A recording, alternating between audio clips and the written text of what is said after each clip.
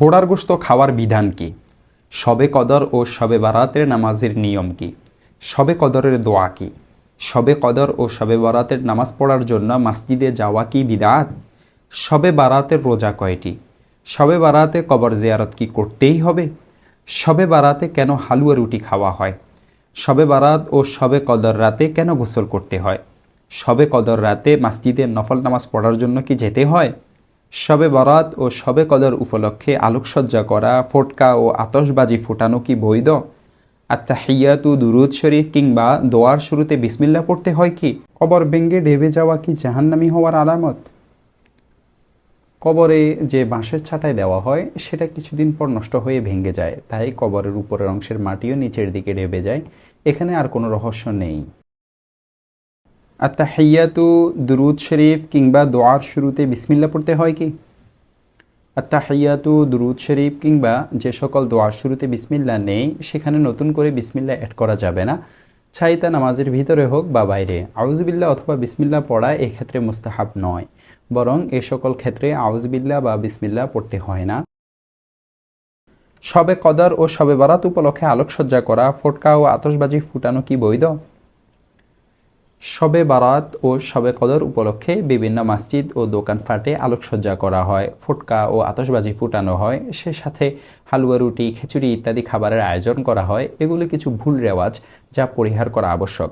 আলোকসজ্জা বা আতশবাজিতে অপচয়ের পাশাপাশি বিজাতীয় সংস্কৃতির অনুসরণও রয়েছে, তাই তা সর্বত্রভাবে পরিত্যাজ্য। আর হালুয়া রুটি বা অন্য কোনো খাদ্যদ্রব্য বানানো, আত্মীয় স্বজনের মাঝে বিতরণ করা, তদ্রুপ খিচুড়ি রান্না করে এবং গরিব মিসকিনদের মাঝে বন্টন করা সাধারণ অবস্থায় জায়েজ ও ভালো কাজ হলেও এটাকে এই রাতের বা এই রাতগুলোর বিশেষ আমল মনে করা এবং এসবের পিছনে পড়ে এই রাতগুলোর মূল কাজ তাওবা, ইস্তেগফার, নফল ইবাদত ইত্যাদি থেকে বঞ্চিত হওয়া শয়তানের ধোঁকা ছাড়া আর কিছুই নয়। মূল কথা এই যে এই রাতগুলো উৎসবের রাত নয়, ইবাদত বন্দেগী ও তাওবা ইস্তেগফারের রাত। তাই রসম রওয়াজের অনুগামী হয়ে এই রাতে উপরোক্ত কাজকর্মে লিপ্ত হওয়া নিজেকে ক্ষতিগ্রস্ত করা ছাড়া আর কিছুই নয়। দেখতে পারেন ইক্তেজাউ সিরাতিল মুস্তাকিম ২ নং খণ্ড ৬৩২ নং পৃষ্ঠা, আল মাদখাল ইবনুল হাজ ১ নং খণ্ড ২৯৯ নং পৃষ্ঠা ও ১ নং খণ্ড ৩০৬ নং পৃষ্ঠা এবং ৩০৭ নং পৃষ্ঠা, তানকিহুল হামিদিয়া ২ নং খণ্ড ৩৫৯ নং পৃষ্ঠা, ইমদাদুল ফাতাওয়া ৫ নং খণ্ড ২৮৯ নং পৃষ্ঠা। ২৭শে রমাদান শবে কদর রাতে মসজিদে নফল নামাজ পড়ার জন্য কি যেতে হয়? রমাদানের ২৭ তারিখ রাতেই শবে কদর হয় এটা নিশ্চিত নয়। রমাদানের শেষ দশকের যে কোনো বেজোট রাত্রিতে শবে কদর হতে পারে, যেমন ২১, ২৩, ২৫, ২৭, ২৯ যে কোনো তারিখে হতে পারে। তবে এ কথাও মনে রাখতে হবে যে ২৭ তারিখের রাতেও শবে কদর হওয়ার সমূহ সম্ভাবনা আছে, তাই এই রাতে বেশি বেশি ইবাদত করা উচিত, এতে বাধা দেওয়া বা অনুৎসাহিত করা যাবে না। এছাড়া শবে কদর রাতে মসজিদে ইবাদত করলে বিদআত হবে এমন বলাটা অজ্ঞতাবয় কিছুই নয়, কারণ কিছু হাদিস শরীফের মধ্যে শবে কদর রাতে যারা ইবাদত করে থাকে তাদের জন্য সপ্তম আকাশ থেকে নেমে আসা বিশেষ ফেরেশতাগণ রহমত ও মাগফিরাতের দোয়া করেন এবং আমলকারীদের দোয়ায় আমিন বলার কথা পাওয়া যায়। তাই এই রাতে মসজিদে ইবাদত করতে আসা মানুষদেরকে অনুৎসাহিত করা উচিত নয়, অনুৎসাহিত করা কোনোভাবেই উচিত নয়।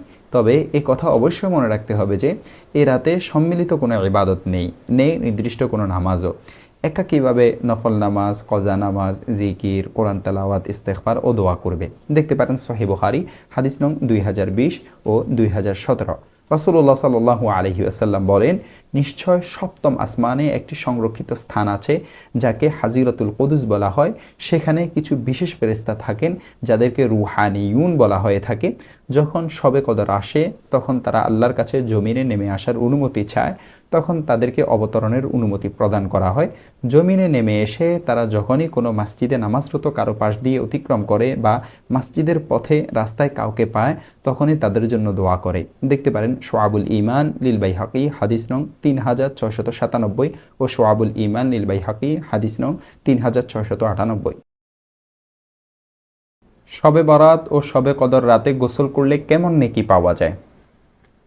শাবানের ১৫ তারিখ রাতের ও শবে কদর রাতের বিষয়ে আরেকটি ভিত্তিহীন বর্ণনা সমাজে প্রচলিত আছে। সেটি শবে বরাত ও শবে কদরের রাতের গোসল কেন্দ্রিক। এই রাতে ইবাদতের উদ্দেশ্যে কেউ যদি গোসল করে তাহলে তার গোসলের প্রতি ফোঁটার বিনিময়ে গুনাহ মাফ হবে। আবার কেউ কেউ বর্ণনাটি এভাবে বর্ণনা করেন যে প্রতি ফোঁটায় ৭০ রাকাত নফল নামাজের সওয়াব পাওয়া যায়। তো যেভাবেই বলুন, এটি যে একটা জাল বর্ণনা বা ভিত্তিহীন কথা তা বলাই বাহুল্য। আল্লাহ তাআলা আমাদেরকে এ ধরনের জাল বর্ণনা ও ভিত্তিহীন কথা থেকে হেফাজত করুন এবং ফজিলতের প্রতিটি বিষয়কে তার গণ্ডির মধ্যে রেখে তাকে কাজে লাগানোর তৌফিক দান করুন, আমিন। শবে বারাত রাতে হালুয়া রুটি কি খেতেই হয়? নবীজি কিংবা সাহাবিদের যুগে শবে বারাত বা লাইলাতুল নিসফি শাবানকে কেন্দ্র করে হালুয়া রুটি খাওয়া বা প্রতিবেশীদের মাঝে বিলানোর কোনো প্রচলন ছিল বলে হাদিসের মধ্যে পাওয়া যায় না। তবে বাংলাদেশে 1900 শতকের শেষের দিকে শবে বারাত পালনের ব্যাপক প্রচলন শুরু হয়েছে এমন মতামত দিয়েছেন অনেক বিশ্লেষক। অনেকে আবার হালুয়া রুটির প্রচলনের বিষয়টি উহুদ যুদ্ধে রাসূল সাল্লাল্লাহু আলাইহি ওয়াসাল্লামের দাঁত শহীদ হওয়ার ঘটনাকে সামনে নিয়ে আসেন। বলতে শোনা যায়, উহুদ যুদ্ধে যখন নবীজি সাল্লাল্লাহু আলাইহি ওয়াসাল্লামের দাঁত মোবারক শহীদ হয়েছিল, তখন কিছুদিন কোনো প্রকার শক্ত খাবার খেতে পারতেন না। সেই ঘটনার প্রতি সমবেদনা জানিয়ে এই দিনে হালুয়া রুটি খাওয়া হয়। আমরা সবাই জানি উহুদ যুদ্ধ শাবান মাসের 15 তারিখে হয়নি, তা হয়েছে শাওয়ালের 7 তারিখে। সুতরাং যদি সে কেন্দ্রিক কোনো বিষয় থাকতো তাহলে তা শাওয়াল মাসের 7 তারিখেই থাকতো, শাবানের 15 তারিখে নয়। আমাদের এই অঞ্চলে অনেক কাজকর্মে শিয়াদের কিছু প্রভাব রয়েছে। তাদের মাধ্যমে মুসলিম সমাজে শবে বারাত উপলক্ষে হালুয়া রুটি খাওয়ার এই প্রচলন শুরু হয়েছে বলে মতামত পাওয়া যায়। শবে বারাতে কবর জিয়ারত করার বিধান কি? শবে বারাতে কবর জিয়ারত সম্পর্কে হযরত আয়েশা রাদিয়াল্লাহু তাআলা আনহা বলেন, একদা রাসূলুল্লাহ সাল্লাল্লাহু আলাইহি ওয়াসাল্লাম আমার নিকট তাশরিফ আনলেন এবং স্বীয় অতিরিক্ত পোশাক খুললেন। একটু পরে পুনরায় পোশাক পরিধান করে বের হয়ে গেলেন। এতে আমার আত্মমর্যাদা বোধ হয়, এ ধারণায় যে হয়তো তিনি আমার কোনো সতীনের নিকট গিয়েছেন। তাই আমি তাকে খুঁজতে বের হলাম। অবশেষে জান্নাতুল বাকি নামক কবরস্থানে ফেলাম।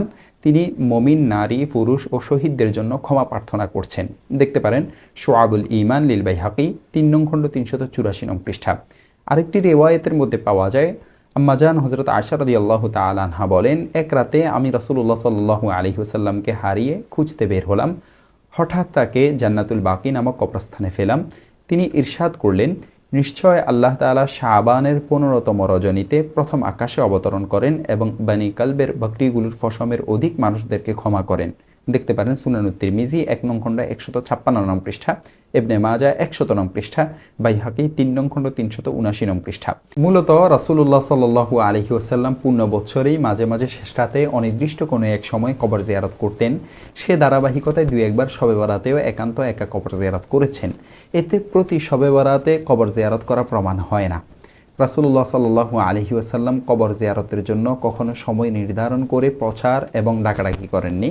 পক্ষান্তরে হযরত আয়েশা রাদিয়াল্লাহু তাআলা আনহা কর্তৃক প্রকাশ হওয়ার পরও নবীজি সাল্লাল্লাহু আলাইহি ওয়াসাল্লাম বা সাহাবী রাদিয়াল্লাহু তাআলা আনহুম এবং তাবিঈন এমনকি পরবর্তী আইম্মায়ে মুজতাহিদিন কর্তৃক সময় নির্ধারণ করে প্রচার করা এবং ইন্তেজাম করার প্রমাণও কোথাও পাওয়া যায় না। সুতরাং আনুষ্ঠানিকতা ছাড়াই একাকী জাঁকজমকবিহীন কবর জিয়ারত করা যেতে পারে, কেননা রাসূলুল্লাহ সাল্লাল্লাহু আলাইহি ওয়াসাল্লাম কাউকে না জানিয়ে একাকী জান্নাতুল বাকিতে গিয়ে কবর জিয়ারত করেছিলেন, এমনকি যা তিনি হযরত আয়েশা রাদিয়াল্লাহু তাআলা আনহাকেও জানাননি।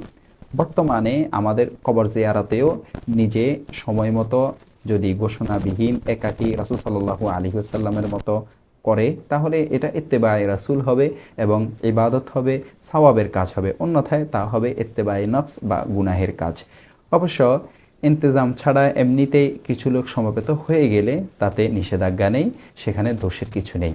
কিন্তু কবর জিয়ারত করাই যাবে না কিংবা করতেই হবে, এর কোনোটি ফিতনা ছাড়া আর কিছুই নয়। শবে বারাতের রোজা কয়টি? মূলত শবে বারাতকে কেন্দ্র করে রোজার কোনো স্পষ্ট নির্দেশনা হাদিসের মধ্যে পাওয়া যায় না। শুধুমাত্র একটি দুর্বল হাদিসে এ সম্পর্কে বলা হয়েছে যে শবে বারাতের পরবর্তী দিনটিতে রোজা রাখো। এই একটি মাত্র দুর্বল হাদিসের উপর ভিত্তি করে শবে বারাতে একটি রোজা রাখাকে সুন্নত বা মুস্তাহাব বলা যায় না। অতএব 15 শাবান আইয়ামে বীজের একটি দিন হিসাবে রোজা রাখলে তা সুন্নত মনে করা যাবে, কিন্তু পৃথকভাবে শাবান মাসের 15 তারিখের বিশেষ দিন হিসেবে পৃথকভাবে এই দিনে রোজা রাখা সুন্নত এমন ধারণা রাখা যাবে না। এ প্রসঙ্গে শেখুল ইসলাম মুফতি মুহাম্মদ তকি উসমানী দামাত বারাকাতুহু আলিয়া বলেন, শুধু 15 শাবানের কারণে এই রোজাকে বিশেষভাবে গুরুত্ব দিয়ে সুন্নত বলে দেওয়া অনেক আলেমের মতে সঠিক নয়। আর সেই কারণে অধিকাংশ ফুকাহায়ে কেরাম মুস্তাহাব রোজার তালিকায় মুহররমের 10 তারিখ ও ইয়াউমে আরাফা অর্থাৎ জিলহজের 9 তারিখের কথা উল্লেখ করেছেন। অথচ শাবানের 15 তারিখের কথা পৃথকভাবে কেউ উল্লেখ করেননি, বরং তারা বলেছেন শাবানের যে কোনো দিনে রোজা রাখা উত্তম। সুতরাং এই সকল বিষয়ের দিকে দৃষ্টি রেখে যদি কেউ রোজা রাখে ইনশাআল্লাহ সে সওয়াব পাবে। তবে মনে রাখতে হবে যে রোজা রাখার ব্যাপারে এই মাসের নির্দিষ্ট কোনো দিনের পৃথক কোনো বৈশিষ্ট্য নেই। দেখতে পারেন ইসলাহি খুতুবাত 4 নং খণ্ড 267 নং পৃষ্ঠা ও 268 নং পৃষ্ঠা। শবে কদর ও শবে বারাতের নামাজ পড়ার জন্য মসজিদে যাওয়া কি বিদআত? শবে বারাত ও শবে কদরের নফল আমলসমূহ বিশুদ্ধ মতানুসারে একাকী করণীয়। ফরজ নামাজ তো অবশ্যই মসজিদে জামাতের সঙ্গে আদায় করতে হবে। এরপর যা কিছু নফল নামাজ পড়বে তা নিজ ঘরে একাকী পড়বে। এসব নফল আমলের জন্য দলে দলে মসজিদে এসে সমবেত হওয়ার প্রমাণ হাদিস শরীফের মধ্যে নেই, আর সাহাবাই কেরামের যুগেও এর রেওয়াজ ছিল না। দেখতে পারেন ইক্তেজাউ সিরাতিল মুস্তাকিম 2 নং খণ্ড 631 নং পৃষ্ঠা থেকে 641 নং পৃষ্ঠা পর্যন্ত, মারাকিল ফালাহ 219 নং পৃষ্ঠা। তবে কোনো আহ্বান ও ঘোষণা ছাড়া এমনি কিছু লোক যদি মসজিদে এসে যায় তাহলে প্রত্যেকে নিজ নিজ আমলে মাশগুল থাকবে, একে অন্যের আমলে ব্যাঘাত সৃষ্টির কারণ হবে না। শবে কদর ও শবে বারাতের নামাজের নিয়ম কি? এই 2 রাতের জন্য বিশেষ পদ্ধতির কোনো নামাজ নেই। সবসময় যেভাবে নামাজ পড়া হয় সেভাবেই পড়বে, অর্থাৎ 2 রাকাত করে অথবা 4 রাকাত করে যত রাকাত সম্ভব হয় আদায় করবে এবং যে সূরা দিয়ে সম্ভব হয় পড়বে। তদুরূপ অন্যান্য আমলেরও বিশেষ কোনো পন্থা নেই। কোরআন তেলাওয়াত, জিকির, আজকার, দোয়া, ইস্তেগফার ইত্যাদি নেক আমল যে পরিমাণ সম্ভব হয় আদায় করবে। তবে নফল নামাজ দীর্ঘ করা এবং সেজদায় দীর্ঘ সময় অতিবাহিত করা উচিত। কেউ এই রাতদয়ে নফল নামাজ পড়ার আলাদা কোনো নিয়ম বা নিয়ত সাব্যস্ত করলে তা বিদআত বলে গণ্য হবে, কারণ শবে বারাত ও শবে কদরে নামাজ পড়ার কোনো নিয়ম বা নিয়ত বর্ণনা করেননি রাসূল সাল্লাল্লাহু আলাইহি ওয়াসাল্লাম। আর যা রাসূলুল্লাহ সাল্লাল্লাহু আলাইহি ওয়াসাল্লাম বলেননি ও সাহাবীরা পালন করেননি এমন কোনো বিষয়ে ইবাদত বা নির্দিষ্ট করে আমল তৈরি করলে তা বিদআতের অন্তর্ভুক্ত হবে। বিদআত আবিষ্কারীদের প্রতি কঠোর হুঁশিয়ারি উচ্চারণ করেছেন আল্লাহ রাসূল সাল্লাল্লাহু আলাইহি ওয়াসাল্লাম। দেখতে পারেন সহিহ মুসলিম হাদিস নং 1535, নাসাই হাদিস নং 1560। বিভিন্ন বই পুস্তকে নামাজের যে নির্দিষ্ট নিয়ম কানুন লেখা আছে, অর্থাৎ এত রাকাত হতে হবে, প্রতি রাকাতে এই সূরা এতবার পড়তে হবে, এগুলো ঠিক নয়। হাদিস শরীফে এ ধরনের কোনো নিয়ম নেই, এগুলো মানুষের মন গড়া পন্থা। বলা বাহুল্য যে কোনো বই পুস্তিকায় কোনো কিছু লিখিত থাকলে তা বিশ্বাস করা উচিত নয়। বিজ্ঞ আলেমদের নিকট হতে জেনে আমল করা উচিত। শবে কদরের বিশেষ কোনো দোয়া আছে কি? উম্মুল মুমিনিন হযরত আয়েশা রাদিয়াল্লাহু তাআলা আনহা থেকে বর্ণিত, তিনি বলেন, হে আল্লাহর রাসূল, আমি যদি জানতে পারি যে কোন রাতটি লাইলাতুল কদর তাহলে তখন আমি কোন দোয়া পড়ব? তখন তিনি বললেন, তুমি বলো আল্লাহুম্মা ইন্নাকা আফুউন কারীম তুহিব্বুল আফওয়া ফাআফু আন্নী। হে আল্লাহ, আপনি মহানুভব, ক্ষমাশীল, আপনি ক্ষমা করতে পছন্দ করেন, অতএব আপনি আমাকে ক্ষমা করুন। দেখতে পারেন সুনানুত তিরমিজি হাদিস নং 3513। ঘোড়ার গোশত খাওয়ার বিধান কি? ঘোড়ার গোশত খাওয়া মৌলিকভাবে জায়েজ, তবে জিহাদের মাধ্যম তথা বাহন হওয়ার কারণে ঘোড়ার গোশত খাওয়া মাকরুহে তাহরিমি। যেহেতু বর্তমান আধুনিক জমানায়ও ঘোড়া দিয়ে যুদ্ধ করার প্রয়োজন রয়েছে, যেমন সীমান্ত এলাকায় দুর্গম রাস্তা ফাঁড়ি দেওয়া ইত্যাদি, তাই বর্তমানেও ঘোড়ার গোশত খাওয়া মাকরুহে তাহরিমি হবে। তবে যদি কেউ খায় সেটিকে হারাম বলার সুযোগ নেই। দেখতে পারেন আল ফাতাওয়া আল হিন্দিয়া 5 নং খণ্ড 290 নং পৃষ্ঠা, বাদায়ে উস সানায়ে 5 নং খণ্ড 38 নং পৃষ্ঠা।